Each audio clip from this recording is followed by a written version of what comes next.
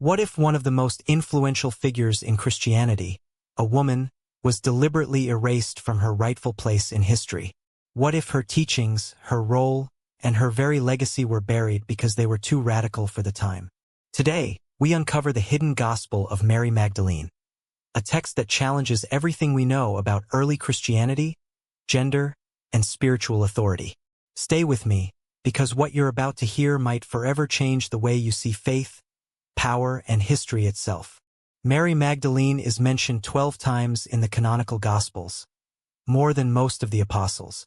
She is described as a devoted follower of Jesus, present at his crucifixion, and the first to witness his resurrection. These are monumental roles, yet her identity has been overshadowed by labels of sin and scandal. In the Gospel of Luke, Mary is introduced as a woman from whom 7 demons had gone out.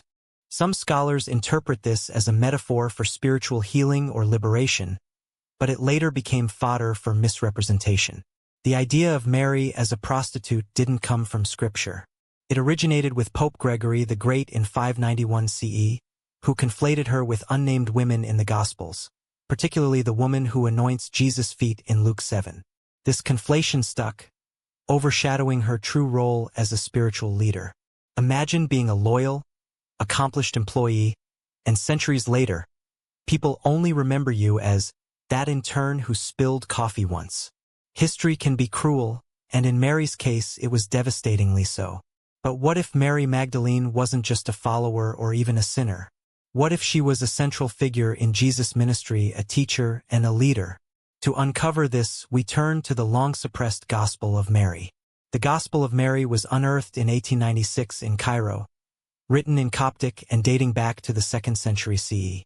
Unfortunately, only fragments survive, roughly half the manuscript is missing. But what remains is enough to challenge centuries of tradition. In the Gospel of Mary, Mary Magdalene is portrayed as Jesus' closest confidant, the one who truly understands his teachings. After Jesus' death, the disciples are in disarray, fearful of persecution and unsure of their mission. It is Mary who reassures them, recounting private teachings from Jesus. Her words emphasize inner spiritual growth, the transcendence of material attachments, and the direct experience of the divine. She describes visions she received from Jesus, explaining profound truths about the soul's journey and the path to salvation. This gospel also highlights a significant power struggle. Peter, often seen as the leader of the disciples, questions Mary's authority, asking why Jesus would reveal such profound teachings to a woman. Mary defends her role, asserting that her visions are authentic and divinely inspired. Imagine standing in a room full of men, many of whom doubt you, and boldly asserting your spiritual authority.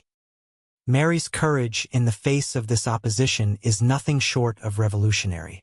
But why would Peter, and by extension the early church, find Mary's leadership so threatening? What was it about her teachings that couldn't fit into the emerging structures of power? Think of it like a band breaking up because one member's vision is too avant-garde. Only, in this case, the stakes weren't fame, they were the foundation of a global religion. At the heart of the Gospel of Mary is a call to personal spiritual awakening. It shifts the focus from external rituals and dogma to internal transformation. Mary's teachings emphasize 1. The liberation of the soul, overcoming fear, ignorance, and attachment to material things. 2. Equality in divine connection. Everyone, regardless of gender or status, has direct access to God. 3. Mysticism over hierarchy. True faith is about personal experience, not institutional control. In the 2nd century, the Christian Church was solidifying its doctrines and hierarchy. Mary's Gospel, with its emphasis on individual spiritual authority, directly challenged the growing centralization of power.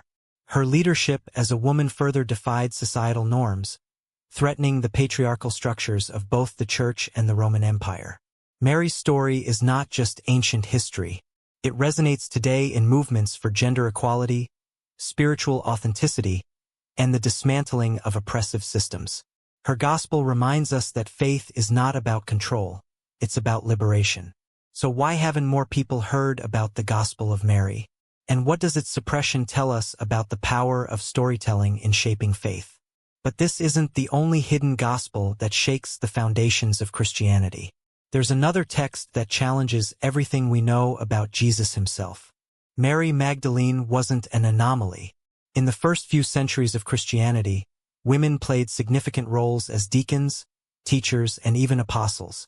Early Christian communities were often inclusive, valuing spiritual gifts over social status.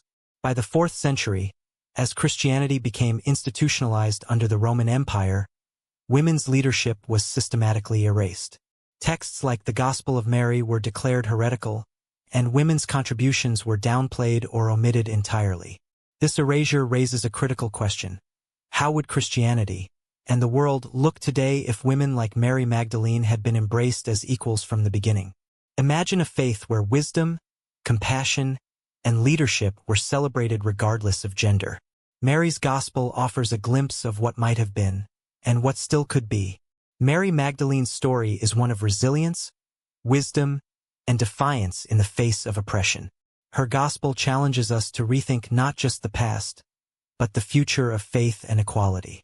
Let's continue unraveling the mysteries together.